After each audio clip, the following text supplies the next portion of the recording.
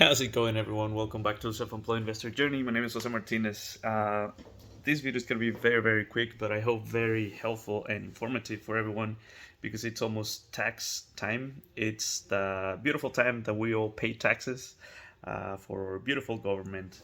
So, for us doing gig economy, it's really interesting, and I'm gonna link an article that I'm actually reading right now that I found really fascinating because I'm researching a little bit more. Of course, I need to ask a CPA, and I encourage you to do also because nothing on this video is going to be tax advice. I'm not an expert, so you better ask your CPA. But these are some ideas and some of the things that I'm looking for. So when I fill my taxes, I can take the best of it. And the first reason is that I found that since last year I filed my taxes as an Uber driver and I deduct a lot of expenses. But after all that, my profit was about 10,000. After all my expenses, I put everything I could that the law allowed me. So after that, it was 10,000 um, profit on the year. So with that said, then since I'm looking to buy a house, that's not gonna work because as a self-employed, the lenders are gonna ask you for 2 years of tax returns, and they're gonna look at the profit as for your income. It doesn't matter if you made 80,000, 90,000. If your actual profit was just 10,000 like me or 20,000, the lender is gonna come and tell you, yeah, you made a lot of money, but you kept very little money, so I'm not gonna lend you 200k, 250k to buy a house because your actual profit is very, very little. And looking for strategies and more information on how the tax system works here. Uh, this is something that I actually researched like six months ago. It's a depreciation, and I was looking for the rules of depreciation, section 179 on the tax code. So I encourage you to look at that. If you're like me trying to buy a house in the next couple years, because that's what's going to determine if you're going to be eligible for a mortgage or not. And in my case, 2021 was a great year. I don't think I should say how much I made for the year, but it was a lot more than the previous one. And 2020, I made 60, 65, something close to 70. And 2021 was more than that.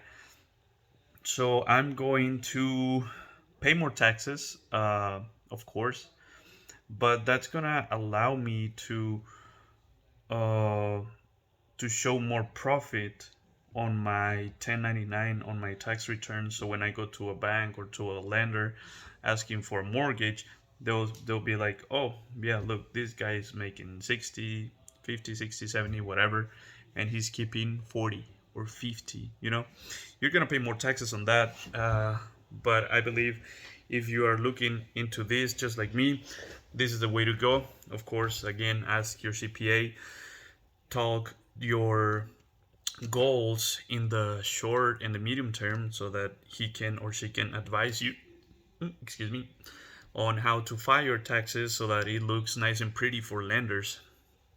And that's what I'm going to do. Car depreciation, the way that works right now, the tax rate for self-employed employees is 15.3%. So that means, let's just even on 15 just to make the math easy. 50%, if you made 50k, the IRS is gonna come and say, hey, you owe me 50% of that 50,000 that you made on last year. So he's gonna say, okay, I owe you IRS 7,500.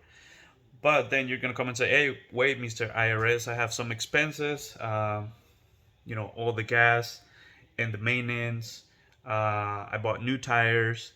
Then let's look at this. Bank fees, car wash, insurance, your loan interest, car repairs, your cell phone bill, and all these have to be based on the percentage that you use your card and your phone for your business. So if you use your card 80% for business, 80% of the expenses are you'll be able to deduct gas, dashboard, camera, health, premium insurance. There's some rules here and on all these categories. Oil changes, roadside assistance like AAA. And I found these very, very interesting self-employment taxes. I don't know if I'm understanding correctly, but it says employers normally split Social Security and Medicare contributions with their employees. Self-employed workers must pay the whole amount but can take a deduction for one half. I don't know if I'm understanding correctly this, but does that mean that the taxes that I paid last year, can I deduct half of that as an expense for this year? I don't know if I'm understanding this correctly, but I need to ask definitely a CPA about this. Snacks and beverage, as long as they are exclusively for passengers, for Lyft and drivers, Lyft and Uber drivers. If you buy snacks and water for your passengers, you can deduct that. And tolls and parking fees also related to business. So I found these very, very interesting. So going back to the math, if you made 50K in a year, then the Mr. IRS is going to come and say, hey, you owe me $7,500. And then you're like, wait. I had, I don't know, 5,000 in gas, then car insurance, whatever, 2,000, and then interest, 1,000. That's 8,000. Then car repairs, because I bought new tires, that's 2,000, including all oil changes and all that stuff on the year. So we got 10,000 already in expenses. Then my phone, let's say another 1,000. That's 11,000. Then I bought a new dash camera, and then I went super expensive because I want high quality. Another 1,000. We have 12,000.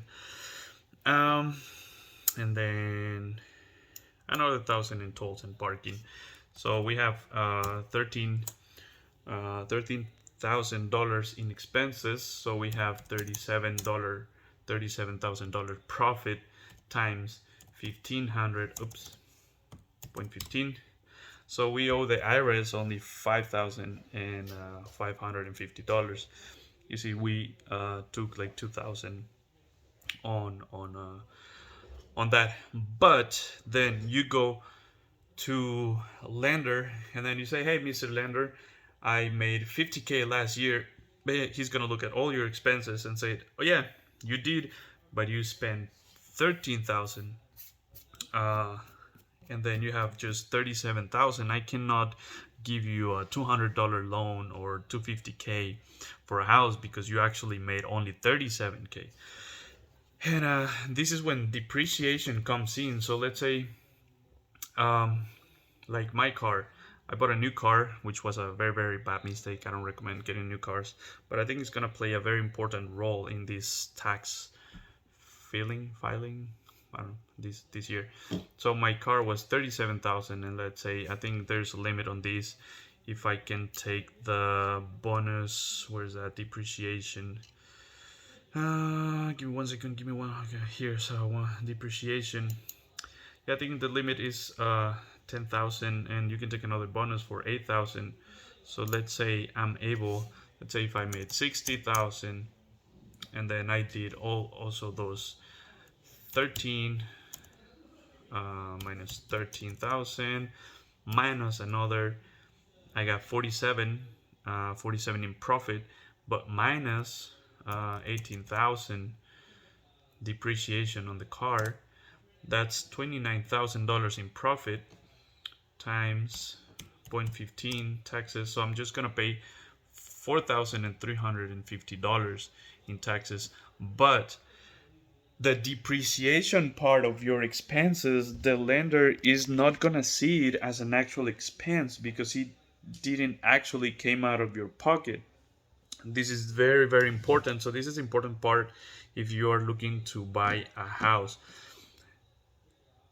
You have to ask your CPA, your certified public accountant, or the person that helps you with your taxes. What are the expenses that you can put as a deductible? I mean, depreciated expenses or depreciated assets.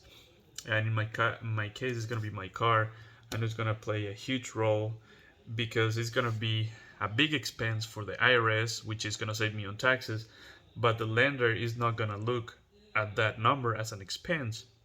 So if I made 60,000 minus the 13, that's gonna leave me with a 47,000 profit that the lender is gonna see. The lender is gonna be all like, "Oh, yeah, that's good money," even though I only paid taxes on 29,000 because of my car depreciation.